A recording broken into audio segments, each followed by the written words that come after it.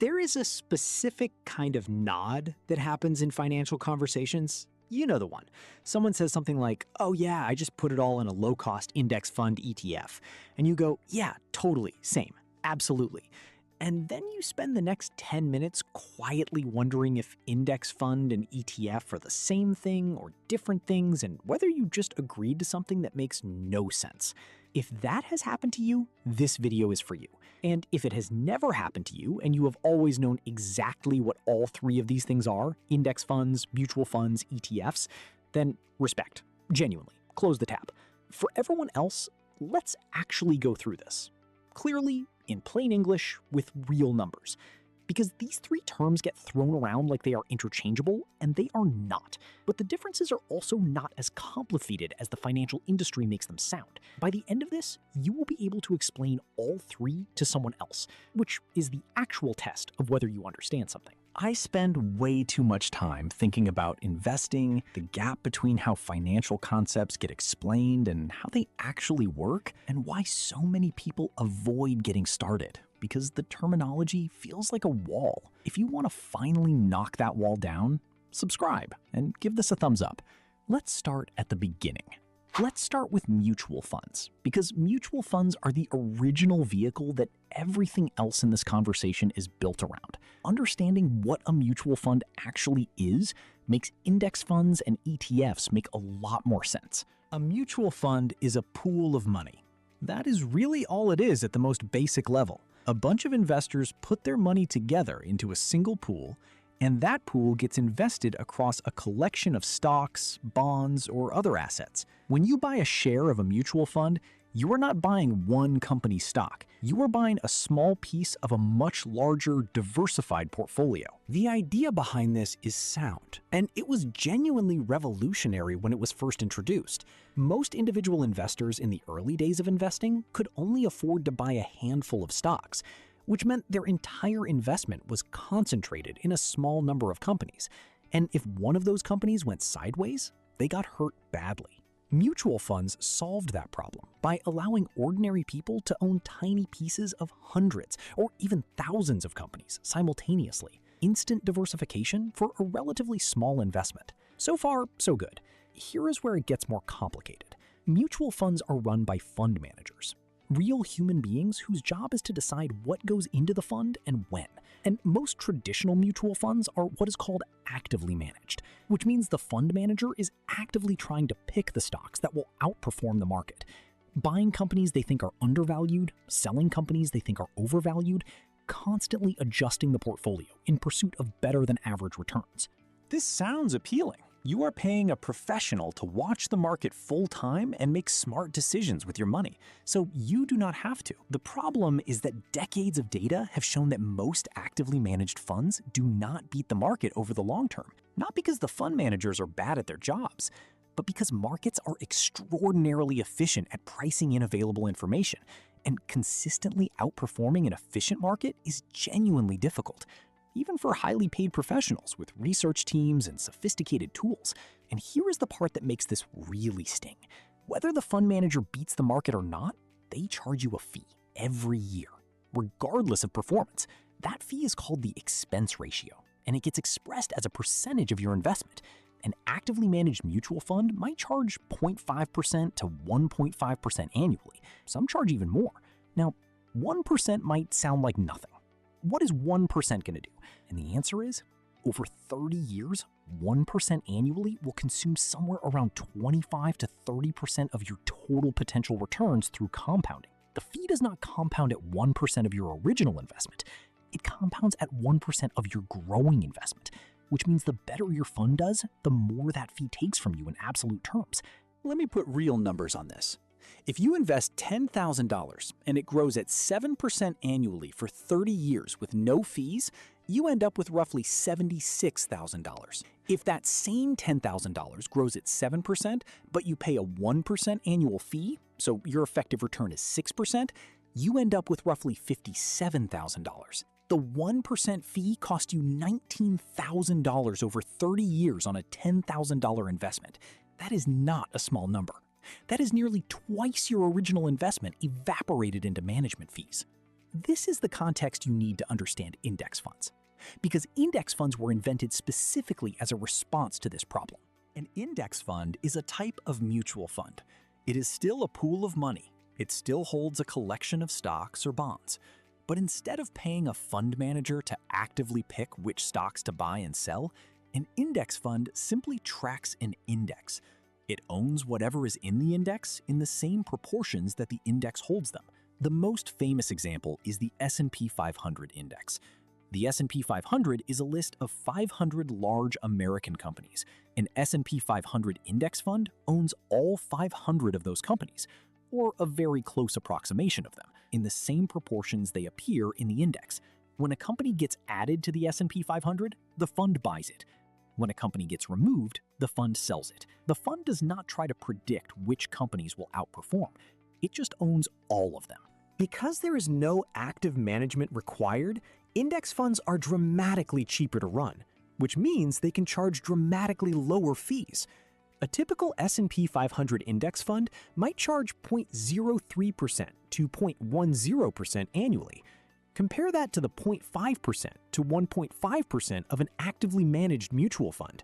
The difference between 0.03% and 1% does not sound dramatic, but you just saw what 1% does over 30 years. At 0.03%, the fee impact on that same $10,000 investment growing at 7% is roughly $650 over 30 years, instead of $19,000. The index fund investor ends up with over $18,000 more, simply by paying lower fees on the exact same underlying market returns. And the performance data supports this consistently. Over long time periods, 10 years, 20 years, 30 years, low-cost index funds outperform the majority of actively managed funds. Not because index funds are doing anything clever, because they are doing almost nothing and charging almost nothing for it.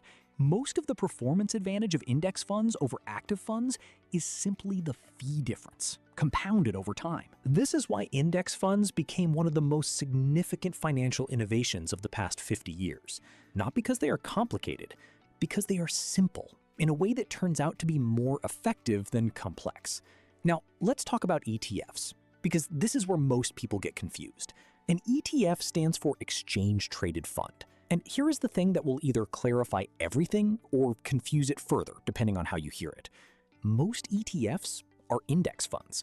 They track the same indexes, they hold the same stocks, they charge similarly low fees. The difference between an ETF and a traditional index fund is not really about what is inside the fund.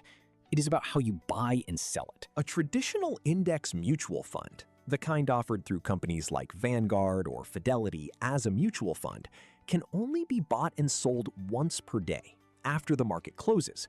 You put in your order during the day, and at the end of the day, your order gets filled at that day's closing price. You do not know exactly what price you will pay when you place the order. An ETF trades on a stock exchange like a stock, all day long, in real time. You can buy shares of an S&P 500 ETF at 10:47 in the morning and sell them at 2:13 in the afternoon if you want to. The price changes throughout the day based on supply and demand. You can place limit orders. You can see the exact price you are buying at before you commit. For long-term investors, which is most people investing for retirement, this distinction matters less than it sounds.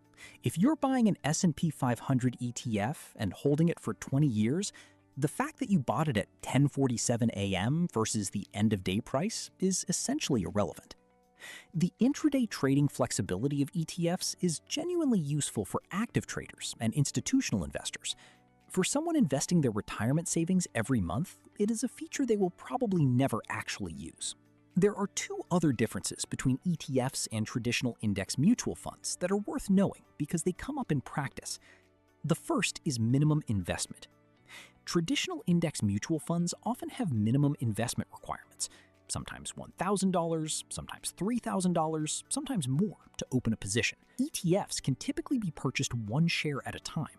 If an ETF trades at $85 per share, you can buy one share for $85.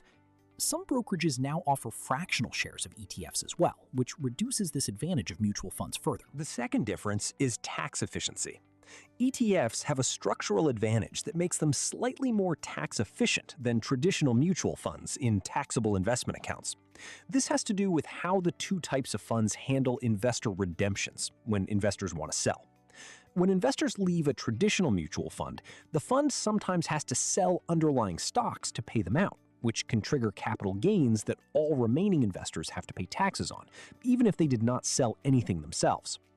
ETFs have a different mechanism that largely avoids this problem. For accounts inside a 401k or IRA, where taxes are deferred anyway, this distinction does not matter. For taxable brokerage accounts, it can add up over time. So, to summarize the three vehicles clearly, mutual funds are the original pooled investment vehicle. They can be actively managed or passively managed, and the actively managed ones tend to have high fees and underperform over the long run. Index funds are a type of mutual fund that passively tracks an index, have very low fees, and have historically outperformed most active funds over long periods. ETFs are a wrapper, a delivery mechanism, that can contain index funds or other strategies, but trades like a stock throughout the day rather than once at market close. Now for the practical question. Which one should you actually use? The honest answer is that for most people, the choice between a low-cost index fund and an ETF tracking the same index is genuinely not a significant decision. If you are investing through a 401k at work, you are probably limited to whatever mutual funds your plan offers. Choose the lowest cost index funds available in your plan, typically an S&P 500 index fund or a total stock market index fund, and do not worry about the ETF versus mutual fund debate, because it does not apply to your situation. If you are investing in a Roth IRA or a taxable brokerage account that you manage yourself, you have access to both. In that case, ETFs have a slight tax efficiency edge in taxable accounts, and often no minimum investment requirement. Traditional index mutual funds offer the convenience of automatic investing. You can set up automatic contributions of any dollar amount, which is slightly harder to do with ETFs since you are buying whole shares. Both are fine. Both will get you to the same place over 30 years if they track the same index. What actually matters, and this is the part that gets lost in the index fund versus ETF debate, is not which vehicle you choose. It is the expense ratio, the fee. Because even among index funds and ETFs, there is variation in cost. You can find an S&P 500 index fund charging 0.03% and another one charging 0.20%. They both track the same index. They both hold essentially the same stocks, but over 30 years, the 0.20% fund will cost you meaningfully more than the 0.03% fund in compounded fee drag. Always choose the lowest cost option that tracks the index you want exposure to. Full stop. The expense ratio is the single most important number to look at when choosing between funds that track the same index. The second thing that matters more than the mutual fund versus ETF question is simply whether you invest consistently. A person who puts $200 per month into an S&P 500 ETF for 30 years will end up in dramatically better financial shape than a person who spends 3 months researching the optimal fund structure and never actually starts investing.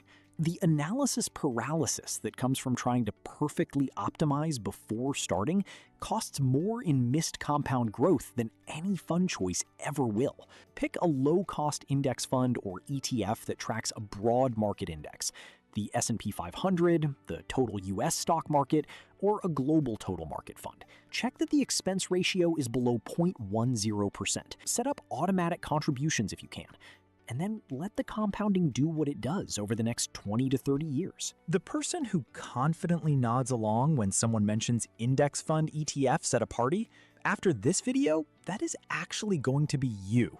And the real version, not the nodding along version. You now know what a mutual fund is, why active management mostly does not work over the long run, what an index fund is and why it tends to outperform, what an ETF is and how it differs from a mutual fund mechanically, which one to choose and why, and the one number, the expense ratio, that matters more than anything else in this decision. That is the whole thing. It really is not more complicated than that.